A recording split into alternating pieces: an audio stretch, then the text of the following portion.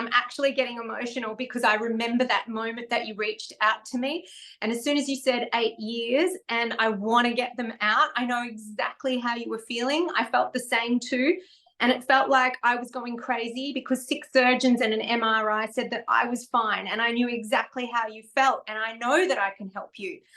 And so what we do feel as breast implant illness sufferers is this intense brain fog, this helplessness, all of these symptoms that are quite like a cytokine storm, which is an inflammatory response. So in some people, it can present as the tinnitus or inflammation and swelling. Other people can have irritable bowel syndrome and Crohn's disease and SIBO gut. Everyone can experience different types of symptoms. There's a laundry list of them. However, it's all a reflection of the inflammatory response because there's new data to show that the breast implants are actually the inflammatory driver. So, of course, when you reach out to me, I wanted to let you know about the new research, how I felt I could relate, and ultimately I can help you. So, social media has literally connected hundreds of thousands of women. I'm in one group that has 187,000 women in it. I mean, it's just wild. Yeah. It's hard to believe that so many people are just feeling bad. And what's really hard for me right now, because, this has been going on. It was like a whirlwind. Like my breast implants never were comfortable. And I always had something, not feeling so great. But all of a sudden, when I made a decision a few months ago to do this, I swear, I'm in a lot of pain all the time. It's just like a rapid fire. Like I'm in pain. I have burning sensations. My arm is hurting all the time. Like I can't lay on my side. And so, yeah. So all these things are happening. The brain fog, forget it. I mean, I can't even finish a sentence sometimes, like let alone, oh my God. It's the worst. So, and again, like I'm doing it right now. And the fact that you just continue, Jasmine, to show up and be this person and do the best job you can on a daily basis. But what happens is the body can only adapt for so long. Our bodies are incredible at adapting to any kind of stressor, but it gets to a point where you start to actually notice these things instead of pushing them away with a glass of wine or with, the other things that keep you busy.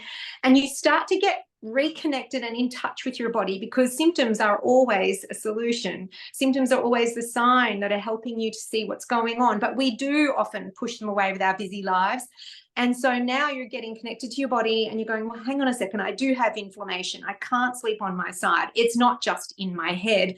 And I think it becomes validated, if you like, or quantified when you understand that you're not the only one. Yeah. And that is exactly what I was going to say. I'm going through the motions and all the feelings right now, and I'm angry at myself. This was an elective surgery. I had no kids. I wanted to do it. And now I don't have a choice but to explant. I'm in pain. Something's wrong. And so I'm angry at myself and I'm a little embarrassed that I have to, I tell people about what's going on and they're supportive and they're like, you're going to share that in a story with the world, like about your breast implants. And I'm like, well, it's about my breast explant surgery that's coming up. A lot of people, and guess what? When I started talking about it, within, I swear, 5 minutes, oh, I have breast implants too. Yeah, I'm having a lot of pain. I mean, it's very common. So first of all, you are so brave. And I mean, that's why I did this cover in this way, because I wanted to remind women how brave we are and what's behind our breasts, our chest, which is our heart. This is so much more than something that is, a sensualized thing. This is everything that we are as divinity, as this divine woman, our intuition, how we rear our children. And we carry so much more, but then we also carry shame. And so the women have to go through, just like you are realizing now, that deep shame and then the unraveling of why we did this to ourselves, because there has been, unfortunately, an international narrative of, well, you did this to yourself. So we need to change that, Jasmine. And that's why by not covering it. Exactly. So I think that's why you and I feel so compelled to share it to the world, because we want other women to not feel shame. We want them to actually own up to, the book explores like, how did we get here and who's really in control? So it's about taking back agency of, your choices in your life and this collective movement, if you like, that is becoming a new #MeToo movement that's now unraveling sort of the cosmetic profession and this forever customer, and really just going, I want to come back to my organic body again for the sake of being healthy. My plastic surgeon said that he thinks this is really a movement right now. Right. It really is. And, I hope that I've been responsible in creating that. I mean, you found me and now you're paying it forward to others as well, which is exactly what I wanted. And this is what I hoped for the book. I could have suffered in silence as I was doing for a while. And one day I just kind of spilled it out to my boss. You know why I've been in such a bad mood and kind of not myself and I've been acting weird? Here's what's going on. He was so supportive. And from then on, I was like, yep, I got to start talking about this because it's going to help someone. And it definitely helps me. I was listening to your podcast last night and you had a doctor on there and the surgeon was saying that breast implants are no longer the #1 elective surgery. No longer the #1 cosmetic surgery. Augmentation is not #1, and explants are on the rise. And it's incredible that you actually did share this with your boss. I have been so surprised at how many men are actually in complete support of us women and this journey that we are going through.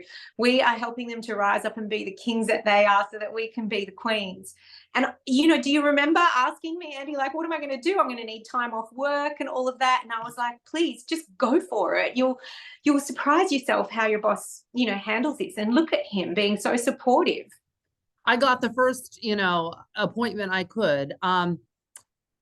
I really, really, really feel really, really awful for the women that can't afford the surgery. I'll be honest, I don't know how I'm going to afford it, but I'm going to do it because it needs to happen and I'll figure it out. Some women cannot do it.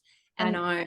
It's really hard for me to this is what breaks my heart the most. And this is why I'm up at, the one-ins in the mornings, waking up in sweats, answering all of these messages, because millions of women across the world are dying to be well because it's $14,000. But if they upsell you a secondary surgery, would you like fries with that?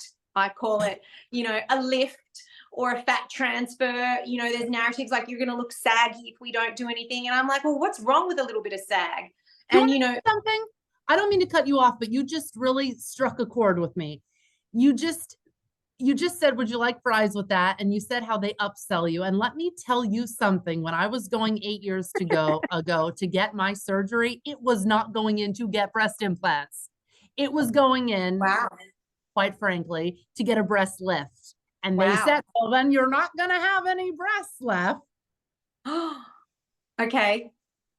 And just hearing you say that, the implants were an upsell for me. Like, that wasn't my goal. That wasn't my, Wow. So, I mean, this is what we need to be aware of here, because it is an industry that is about keeping you in this cycle of being, the forever customer that I talk about, and also re-educating the doctors about what we think is beautiful. And I remember my surgeon said, just want you to know before you go in, because we're not doing anything else, you're not going to have any volume up here. And I was kind of like, show me your works and befores and afters. And he showed me, and I was like, wait, this is the after? I said to him. He goes, yes. I said, Professor Diva, this one, the after, looks hot. The one before looks inflamed and swollen. Do you understand that? Like, do you know what I mean? And it was kind of like a moment for him was, well, I just didn't want you to have sort of any other expectations of what, and I was like, well, I'm going to re-educate you on what healthy and sexy looks like.